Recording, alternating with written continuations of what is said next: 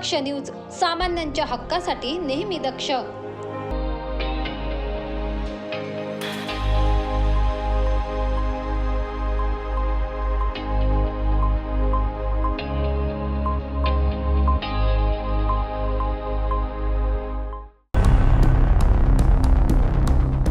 दिनांक 17 फेब्रुवारी रोजी अंबड पोलीस ठाणे हद्दीत असलेल्या श्री ज्वेलर्स महालक्ष्मी नगर येथे सराफ दुकानात घुसून बंदुकीचा धाक दाखवत सोने चांदीची लूट करणाऱ्या मुख्य आरोपीला हरियाणातून अटक करण्यात आली आहे। त्या गुन्ह्याची जबाबदारी गुंडाविरोधी पथकाने समर्थपणे पार पाडत आरोपीच्या मुसक्या आवळल्या आहेत। फिर्यादी दीपक सुधाकर गोडके आणि त्यांच्या पत्नीवर दुकानात काम करत असताना दोन अनोळखी व्यक्तींनी बंदुकीचा धाक दाखवत सोने चांदीचे दागिने लुटले।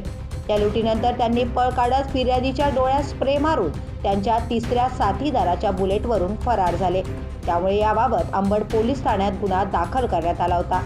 गुन्हे शाखा युनिट 1 ने 2 आरोपींना अटक केली होती, मात्र मुख्य आरोपी मध्य प्रदेशातून पळून दुसऱ्या राज्यात गेला होता।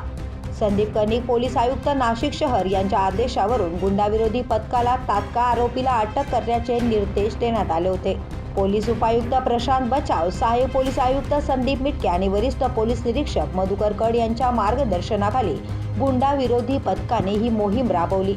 तपासादरम्यान आरोपी नरेंद्र हरिराम अहिरराव, मूळचा मध्य प्रदेशातील किरवाडा गावाचा रहिवासी, कर्नाल हरियाणा येथे असल्याची माहिती मिळाली।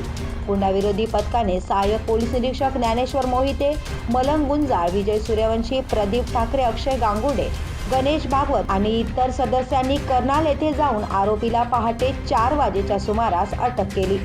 आरोपीला पुढील तपासासाठी अंबड पोलीस ठाण्याच्या ताब्यात देण्यात आले।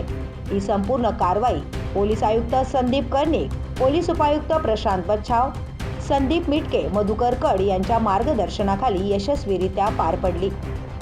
करण सिंग बावरी, दक्ष न्यूज, नाशिक।